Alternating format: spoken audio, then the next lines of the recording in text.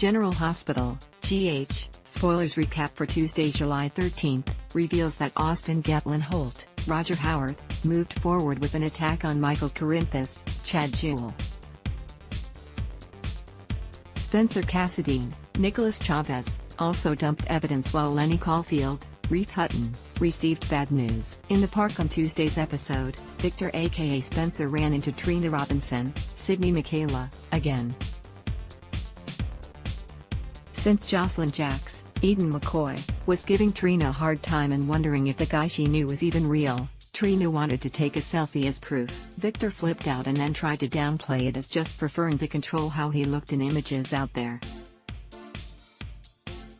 Trina teased Victor a bit before mentioning the progress the cops had made thanks to the distinctive designer boot footprint. She pointed out that they even knew the size. Victor seemed concerned about the possibility of the PCPD figuring out he was the stalker, but he tried to play it cool. Afterward, Spencer dumped his hiking boots with fake blood on the bottom in a nearby dumpster. At Nina Reeves, Cynthia Watrow's place, she wrapped up a call with Mike aka Sonny Corinthus, Maurice Bennard, as Ava Jerome Cassadine, Maura West, entered. Ava was glad that at least one of them was happy and assured Nina she wouldn't stay in her extra room long. She wanted Nina to have the freedom to invite the mysterious Mike to stay with her. Nina wasn't keen on the idea and pointed out she wasn't prepared to make the trip back to Nixon Falls either. Next, Ava met up with Trina, who offered support since Ava was having her stuff moved out of Windermere. Trina was still rooting for Ava and Nicholas Cassadine, Marcus Coloma, to get back together. Trina also mentioned Victor being the new guy in her life, though she admitted he hadn't revealed his last name and was rather elusive. Ava felt confident Trina would see Victor again and made plans for a day of shopping with her soon. At the Quartermaine mansion, Maxie Jones, Kirsten Storms, felt like she should leave town since she was struggling to stay away from Bailey Quartermaine aka Louise August, Harper and Scarlett Bloom. While Maxie was debating this with Brooklyn Quartermaine, Amanda Seton, Monica Quartermaine, Leslie Charleson, appeared.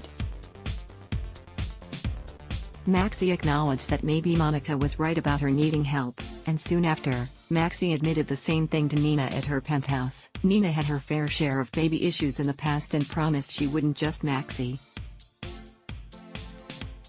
She was more than willing to get Maxie help, but she had concerns based on how Maxie was talking about Bailey. Nina wanted Maxie to understand that Maxie and Bailey weren't the same, but Maxie got all worked up talking about how she was one with the baby. Since Maxie was talking about leaving Port Charles, Nina worried that Maxie might try to steal Bailey. Maxie blurted out that it wouldn't be stealing since she'd be bringing the baby home where she belonged.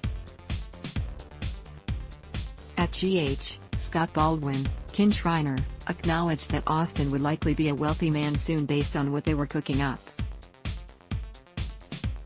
Austin suggested he would keep working anyway and wasn't concerned about Scott's warning regarding making a move against Michael Corinthus. Austin had been ready for this for a long time. Back at the Quartermaine mansion, Michael insisted that he didn't want Boats to become the CEO who replaced Valentine Cassadine, James Patrick Stewart. Michael gave his support to Ned Quartermaine, Wally Kurth, instead, so Ned talked it over with Olivia Quartermaine, Lisa Lo Cicero. Olivia assured Ned that it wasn't the job she had a problem with, it was just that Ned got so caught up in the LQ drama before and went too far. Ned vowed to rein it in this time and hoped he could prove himself to Olivia. When Ned expressed his desire to try again, Olivia suggested they should take it one day at a time and embraced him. Brooklyn seemed pleased over the development, but a shocker struck once the ELQ meeting got underway. Scott arrived to insist they couldn't have this vote without all Quartermaines present. After Austin appeared, Scott let him do the honors of introducing himself. Michael wanted to know his name, so he said he was Austin Gatlin Holt. At Windermere, Nicholas was glum over Ava's belongings being moved out. Laura Collins, Jeannie Francis, was hopeful about the hiking boot footprint that was found. She insisted you could only buy them in a few specialty stores and not online. Laura warned Nicholas to let the police handle the lead and avoid taunting the stalker. Nicholas was concerned about the stalker going after someone else he loved now that he'd won the Ada battle. Laura assumed Nicholas meant Spencer and mentioned that her grandson had been off exploring the world the last she heard. Nicholas was glad since the stalker couldn't find Spencer, but he admitted this ordeal with Ava would be easier to bear if Nicholas were back in Port Charles. Moments later, Spencer showed up to reveal that he was home.